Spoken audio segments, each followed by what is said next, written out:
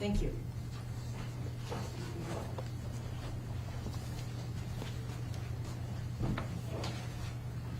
Good afternoon, and thank you for coming. My name is Dina Tamis. I'm a lieutenant of the Criminal Investigation Homicide Strategic Enforcement Detail, and I'm here today to share information about the Kunia arson arrest. Between August 11th and August 23rd, 2025, the Honolulu Fire Department responded to 8 separate fire calls in the Kunia and Wahiawa area. We worked closely with HPD investigators, which led us to initiate arson cases. Due to the extent of land burned and the costs and damage, the brush fire that occurred on August 19, 2025 was classified as arson in the first degree. During that investigation, the State Fire Marshal provided HPD detectives with photographs that appeared to show a suspect igniting the fire. The images also captured a light-colored, older model Dodge Ram quad cab pickup truck with distinctive blue pinstripes. The photographs were far away, and the description of the suspect could not be made at that time. On August 21st through August 22nd, 2025, the HPD Strategic Enforcement Detail initiated targeted surveillance operations in that area. On August 22nd, 2025 at 10:21 a.m., wildfire cameras captured the same truck in the area. Through the system's 90-second delay the system's 90-second delay prevented officers from intercepting the vehicle. An internal crime information bulletin was distributed to all patrol districts seeking their assistance in locating the vehicle. On August 23rd, 2025, wildfire cameras again captured the Dodge pickup parked on Kunia Road. Within minutes, a brush fire ignited nearby, spreading rapidly toward the Royal Kunia neighborhood. The fire came within 891 feet of residential homes before being brought under control by HPD. This case was classified as arson in the first degree. That same day, an off-duty HPD lieutenant observed the same Dodge truck at Haleiwa Beach Park. He witnessed the driver walk into the brush, followed shortly by the arrival of HPD responding to a new fire. The lieutenant then observed the male walk out of the brush area where the fire started. He requested patrol units who responded, detained the male driver, and confirmed the vehicle matched the one in the previous crime information bulletin that we dispersed. The suspect was identified as Antonio Vierra, who was operating a Dodge Ram pickup truck with a Hawaii license plate GA050. Homicide detectives confirmed that Vierra matched the description captured on the wildfire cameras earlier that day.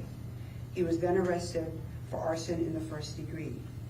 A search warrant was executed on the truck, and with assistance of HPD's accelerant detection canine, investigators located multiple alerts for ignitable substances both on the vehicle and on the clothing that we recovered from Vierra. All items were submitted to HPD's Scientific Investigative Section for laboratory analysis. On August 25th, 2025, Vierra was released from HPD custody as the investigation continued.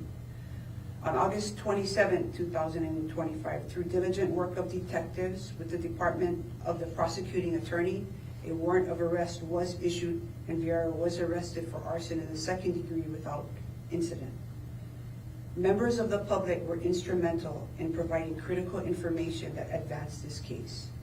HPD thanks the community for responding to the HPD social media team request and their cooperation with the detectives. We also extend our appreciation to our partner agencies, including other divisions in HPD, the Honolulu Fire Department and fire investigators, the State Fire Marshal's Office, the Department of Law Enforcement, Patrol and the Crime Reduction Units, our HPD Major Events Division, our HPD Scientific Investigative Section, our Crime Scene Unit and Trace Unit, Department of the Prosecuting Attorney, and of course our HPD Social Media team. Their combined efforts and strong partnerships were essential in the successful arrest. HPD and HFD Continue to investigate the remaining fire incidences. Additional charges will be pursued as the evidence is reviewed and witnesses are located. I'll take a few questions right now, if you have any. Lieutenant, can you help me understand the threshold between arson 1, arson 2? Yes, so arson 1 is when a person commits the offense of arson in the first degree if that person intentionally or knowingly sets fire to or causes to be burned property and knowingly places another person in danger of death or bodily injury, or knowingly or recklessly damages the property which exceeds $20,000. Arson 2 is if the person intentionally or knowingly sets fire to or causes to be burned property and recklessly places another person in danger of death or bodily injury, and if they knowingly damage property that exceeds $1,500.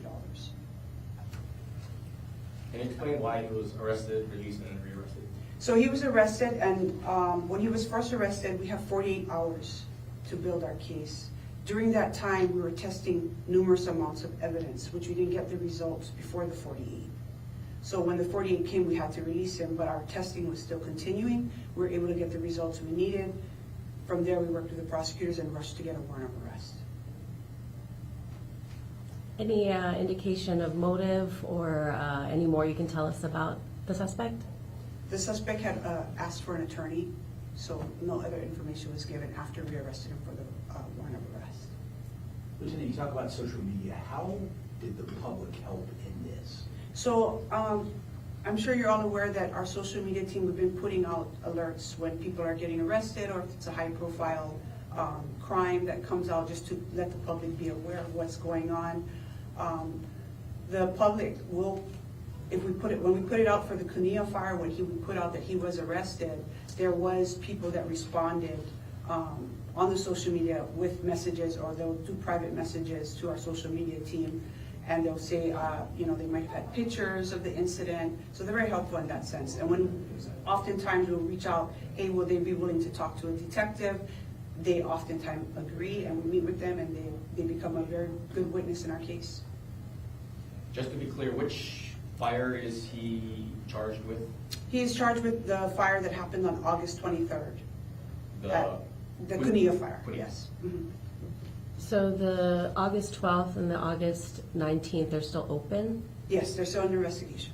Okay, were those the only three total arson investigations? There's actually 4. There was one on the same day that happened in Haleiwa on Saturday, same day, August 23rd. So it was Kunia and then Haleiwa. We're working on all those other 3. Okay, but 8 total in the Kunia area was what you said earlier, right? Yeah, I think it was 3, but if I'm looking at Kunia, Haleiwa, Wahiawa, that area, total. You have a message for the people who try to start these kinds of fires? The message is for the public. If you see anything, right? If you see anybody in that area, of course, if you see a fire, call 911. Report any suspicious activity, because those fires happen. As we all know, it happens very fast, depending on the wind and where it's located. And the number one thing is for people to be safe. So if they see any suspicious activity, they should call 911 right away. Do you know if he's a resident? Yes, he's a resident. That's all I have. Lieutenant? Thank you. Thank you. All the information that was provided today by the lieutenant is going to be given to you in a news release as well, and we'll send